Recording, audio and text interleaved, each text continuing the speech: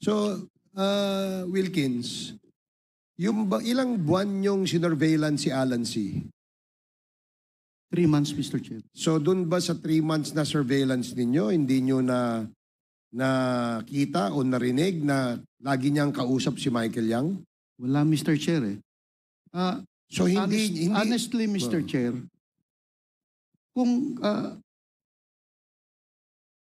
alam ni Asherto at alam ko na involved si Michael Yang, Mr. Chair, hindi makakalusot si Hindi, Michael pero Yang. ganito, sabi mo kanina, it was a joint operation Yes, between Mr. the Chair. PIDEA at saka AIDSOT, correct? Yes, Mr. Chair.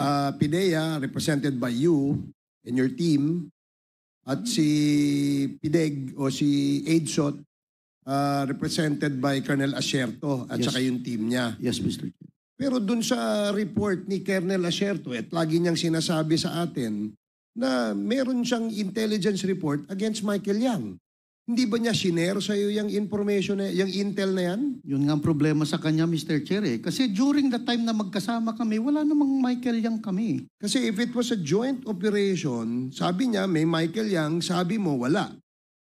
Kaya napakahirap timbangin kung ano ba yung rito issue. But we will get to that more comprehensively in the next probably hearing, no? Mr. Chair, gusto ko lang pong sabihin kay Mr. Wilk, the last hearing that we had, nung sinasabi niya yung tungkol sa buhay mo, Mr. Wilkin, ako nagsalita, no? Di ba?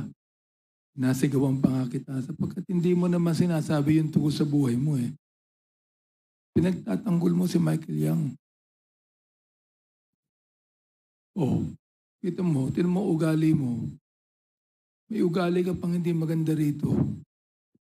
Hindi mo kinakailangang magkaroon ng ganyang ugali. Sinasabi ko lang sa iyo ang totoo. At the time that you were actually telling us who you are and your family, you mentioned Michael Yang and you even protected him. Yun ang nakalagay. If you want, we could be able to get the record para makita dyan, malaman natin. Mr. Chairman, thank you. Okay, salamat Congressman Abante. Yun lang, no? It still remains a puzzle to most of us considering that merong joint operation pero yung side ni Colonel Asherto, meron siyang intel against Michael Yang, and on the side of PIDEA where most of it are your team, no? Team, kasama mo yun, pati si Carillo. Kayo nagsisurveillance kay Mr. Alan C. Doon sa surveillance nyo kay Alan C, sinabi mismo ng asawa ni Alan C na madalas silang pumupunta sa DCLA, kausap si Michael Yang. Pero sa inyong report, wala yun. Sige, please respond to that and then we will ask the next interpellator. Sige, yes, General Ito na nga Wilkins. kasi, Mr. Chair eh. Kasama ng team ko yung AIDSOT. Kasama ng team ko yung AIDSOT. Kung alam ni Asherto na merong Michael Yang, si Michael Yang makikita lang sa DCLA, Mr. Chair eh. Hindi naman nagtatago si Michael Yang during that time. Lumabas, Mr. Chair, si Michael Yang 2016. And so, sa akin, wala akong idea na involved si Michael Yang doon. Pero hindi na share sa iyo ni Colonel Wala, Asherto. Mr. Chair eh. So walang exchange of information kayo. On that Dumoy clandestine laboratory operation, Mr. Chair, ang target lang is Johnson Chua, Alan C., and Alex Kim. Alex Kim, Mr. Chair. Kung merong Michael Yang, Mr. Chair, na i-share dapat si Asherto, ang daling kunin sa ang daling puntahan sa DCLA. Hindi, kasi like example, no, ito si Alan C., Chinese citizen ito. Dumayo ng Pilipinas, napunta ng Davao. Ang kausap, mga Chinese. So definitely, if Alan C. Is a drug lord, maaaring ang mga kausap niya sa Pilipinas na Chinese din, ay maaaring may involvement sa kanyang negosyo. And I'm sure nasagi nyo yan o natisod nyo yan sa inyong intel. It's just that it's still a puzzle to us kung bakit hindi lumalabas ang pangalang Michael Yang sa side mo. Pero sa side ng ka-joint operations mo ay lumalabas. So again, kagaya ng sabi ko kanina, we will discuss that, deliberate on that in the next Quadcom hearing. And I hope you will still be here to cooperate with us, General Wilkins. Mr. Chair, Yes, I'd just like to share my observation in connection Share- with what you said. Okay, No short questions, just observation. observation lang. And then we now move to Chairman. Congressman Ernix Junicio. Sige, Congressman Keith. Yes, sir. Yes, because I also questioned Director Wilkins about it before. And he mentioned nga na they picked up 11 other Chinese persons who were living right next to Alan C. Living lang. No, nakatira lang doon sa apartments right next to Alan C. They picked them up because they were considered persons of interest. Just because they were living right next to Alan C. Now the question is, why wouldn't you go and question Michael Yang if Michael Yang was a business partner of Alan C? Pinick up mo nga yung mga kapitbahay lang na Chinese din. Bakit hindi mo man lang questionin yung Michael Yang na pinupuntahan, sabi ni Jed C, pinupuntahan nila, kinakausap nila. Yun nga that's what's boggling me kasi pinick up mo yung 11 others who are just residents and residing near Alan C. Yet hindi mo pinick up yung taong kausap nila at kanegosyo nila. Yan si Michael Yang. Yun lang po, Mr. Chair. Okay, thank you, Congressman Keith. Can we show a picture of the Secretariat? Paki-flash mo nga yung picture, papa-identifyin muna natin kay ano. Miss Jed Pilapilsi, kilala mo ba yan? Ayun, sa likod. Ayun. Ito sa harapan mo. Ito. Yung mukha niya po parang almost the same, parang ganyan. Kaya lang kasi yung picture niya Kanino? parang madumi, ano ba yan? Kaninong mukha yan? Yan si Johnson Chua po. Okay, Johnson Chua. Okay, sige, salamat. Thank you, hindi yan madumi. Luma lang yung picture. Okay, sige, thank you. Next, we'd like to acknowledge. Mr. Chairman, Yes, is the SDS. meron lang akong kay General Wilkins.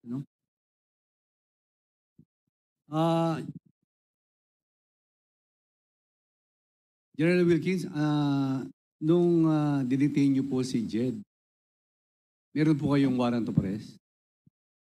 Wala po, Mr. Chair. Ano po ang basihan niyo? Bakit niyo ikinulong? Hindi naman kinulong, Mr. Chair. She was invited for interview. She was invited, but after the interview, ba't di niyo po pinalabas? Ano po ang basihan niyo? Bakit hindi niyo binalik?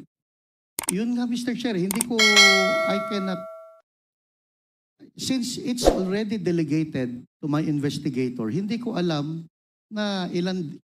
kung ilang araw ba siya doon. Basta ang instruction ko is to conduct interview on Jed Pilapil because talagang person of interest siya, Mr. Chair. As to detaining her,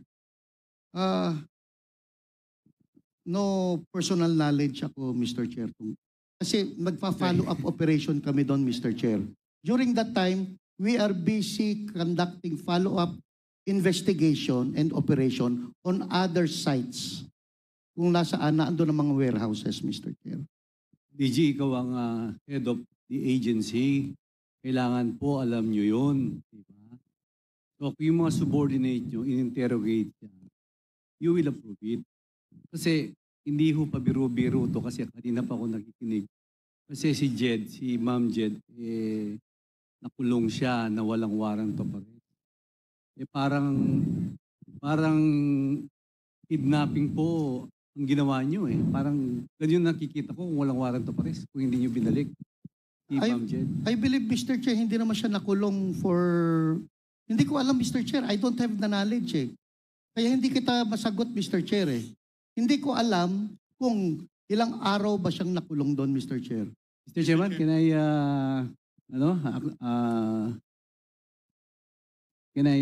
Yes, Congressman Ako, Congressman with the Ako. indulgence of SDS Gonzales. General Wilkins, si Madam Jed Pilapilsi, I dalawang beses na pinuha ng PDEA. If I remember it right. One, when you went to the apartment, pinuha siya. And in January 4, 2005, pinuntahan ulit siya at kinuha ninyo siya. And after that, hindi na siya nakalabas. Yun ang katotohanan. And it is on record ng PDEA blatter na binabasa ko. And I do not know the reason why. You do not know. Parehas tayo nanggaling sa police, di ba? You are more ranking than Colonel Asierto. Tama. Pareho lang kami nun, Mr. Chair. Pero yung issue ay drugs. Tama? Yes, Mr. Chair. And pursuant to the law, lahat ng operation ng police tungkol sa illegal drugs, it should be coordinated with PDEA. Pursuant to the law. Tama? Yes, Mr. Chair. So in other words, sa joint operation na binabanggit mo, ikaw ang overall ground commander. Yes, Mr. Chair. And you are the one responsible for what your men will do and will not do. Tama? Yes, Mr. Under Chair. the principle of command responsibility. Okay, bakit Yes. dinideny mo ngayon na hindi mo alam? You should accept responsibility for all the things that your people did outside the bounds of law. Di ba? Turo sa atin yan eh. And now, here, naririnig ko yung sagot mo kay SDS. You do not know anything about it. Inihuhulog mo na yung mga tao mo. And that is not supposed to be the case for a commander.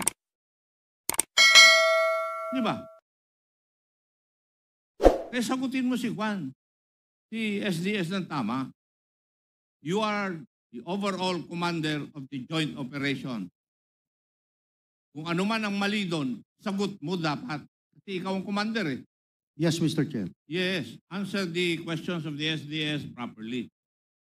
Kasi nagtataka ako. Parehas tayo ng pinanggalingan. Pero hindi ganyan yung pagkaturo sa akin. Thank you, Mr. Chair. Thank you, Congressman Acop. With the indulgence again of Congressman Okay, I will give the Gonzales. floor to Chairman Okay, Carabas. Congressman Paduano, you are recognized. Chairman, anyway, naunahan lang ako ni Chairman Acop. Kasi, General Wilkins, eto, last warning ko sa iyo sa nangyari, you're lying. Gusto mo i-cite ko na? Paano pa yung mukha mo eh? You're not respecting this committee. And I warn you, this will be the last. Kanina nang tinatanong kita, akala mo hindi kita babalikan? Now you admit that it's all about your command responsibility. Well, in fact, magtuturuan na, Asierto, dinideny mo. Of course, your words against the words of Asierto. Now, ito si Jed. Did you really interrogate personally, Jed Pilapil? Yun nga, Mr. Chair, hindi ko kasi maalala na nakinausap ko siya. Basta ang alam ko, nasa opisina siya, Mr. Chair. Ayun And yung I problema. don't lie, Mr. Chair. You're not lying, you lie. Just a few minutes ago. Sa harap ko. Sinabi mo na that authority was delegated to your personnel. Yes, Nung Mr. Chair. Nung tinanong ka ni Chairman Acop, inamin mo. Question of command responsibility. Are you not lying? No, Mr. Chair. Also, Mr. Chairman, with that, I move to cite in contempt General Wilkins. Pasensyahan po tayo dito. In violation of Section C, Section 11, letter C, of our rules. So mo, Mr. Chairman, pinagbigyan na kita.